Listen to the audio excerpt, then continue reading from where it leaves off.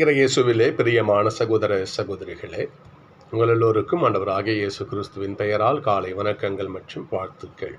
நான் உங்கள் அகஸ்டின் வேதியன். இன்று ஆகஸ்ட் மாதம் 28ஆம் தேதி 2026ஆம் ஆண்டு.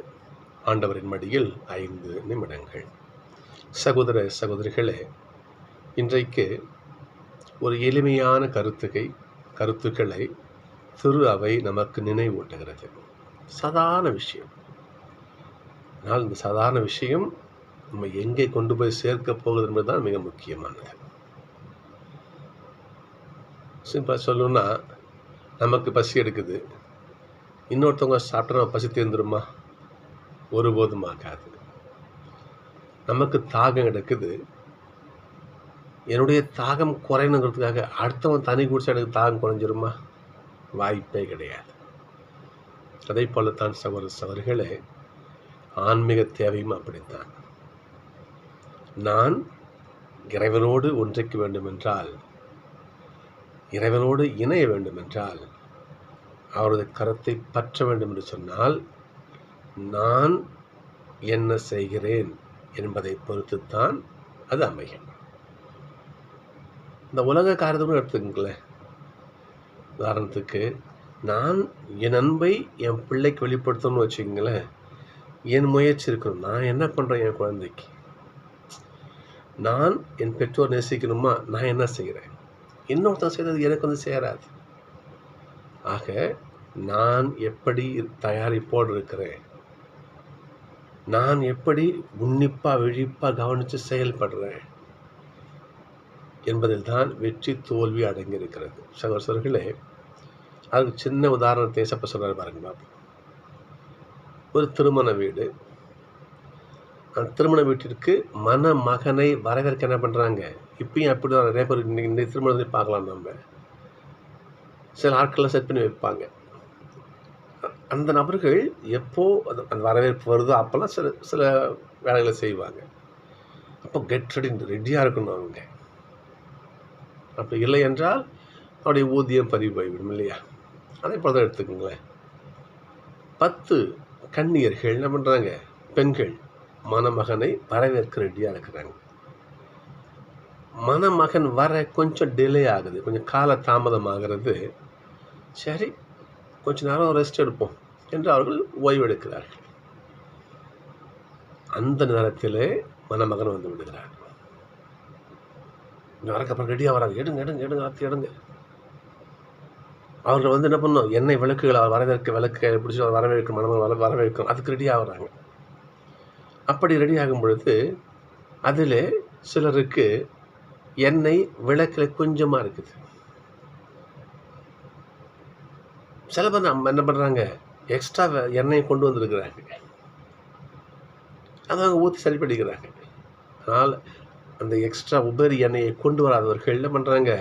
அவங்க கூட உதவி கேட்குறாங்க, எப்போ கொஞ்சம் எண்ணெய் கொடுங்கப்பா. அவர்கள் மறுக்கிறார்கள். என்ன சொல்கிறாங்க?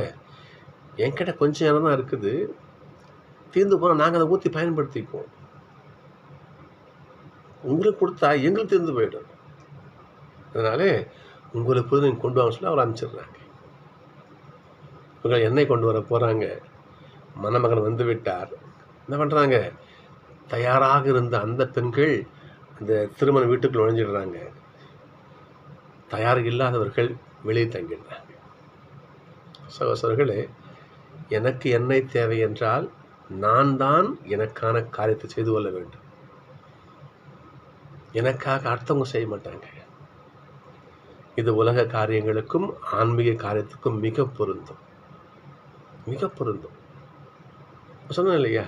என்னுடைய அன்பை என் மகளுக்கு நான் சொல்லணும், என் மகனுக்கு நான் சொல்லணும், என் மனைவிக்கு நான் சொல்லணும், என்னுடைய பெற்றோருக்கு நான் சொல்லணும்னா என் செயல்பாடு எப்படி அன்பாக நான் பேசுகிறேன்னா, அவள் கஷ்டத்தில் போய் கூட நிற்கிறேன்னா, அவள் தேவைகளை பூர்த்தி செய்கிறேன்னா, ஒரு நோய் நொடியில் நிற்கும் பொழுது நான் உடனிருந்து அவங்க கூட எல்லாம் கவனிச்சுக்கிறேன்னா, அப்போது நான் என்ன செய்கிறேன், நான் எப்படி தயாராக இருக்கிறேன், இதுதான் கொஞ்சம் முக்கியமான ஒன்று. ஸோ சர்களே, அதற்கு மிகச்சிறந்த உதாரணம் என்னை முதல் வாசகம்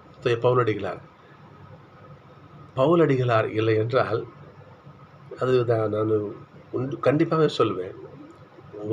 உலகத்தில் இன்றைக்கு திருச்சபை உலகம் முழுக்க பரவி இருக்குமா என்பது மிகப்பெரிய கேள்விக்குறி. கொரிந்து மக்களுக்கு சொல்ற பாருங்க பார்ப்போம். எபிரேயர்கள் அடையாளத்தை தேடுகிறார்கள், கிரேக்கர்கள் ஞானத்தை நாடுகிறார்கள், நாங்களோ சிலுவையில் அறையுண்ட இயேசுவை தேடுகிறோம்.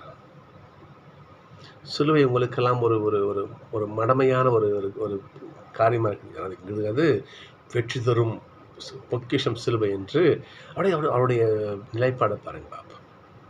அவர் இப்படி வாழ்ந்ததால் தான் அவர் சொன்னார், என்னுடைய ஓட்டத்தை முடித்து விட்டேன், வெற்றி வாகை எனக்கு காத்திருக்குதுன்னு தூய பவுல் சொன்னார்.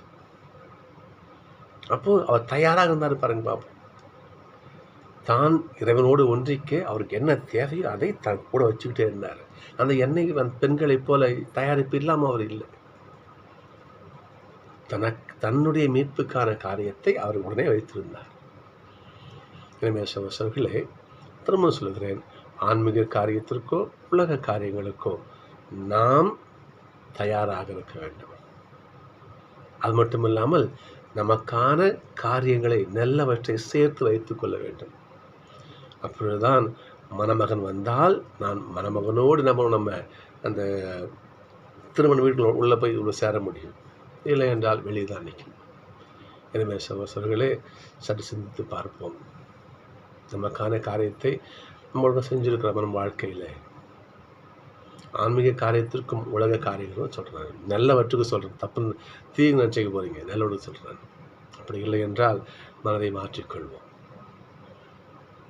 நல்லவற்றிற்காக தயாரிப்போடு இருப்போம். எனது ஆசை நிறைவாக பெறுவோம்.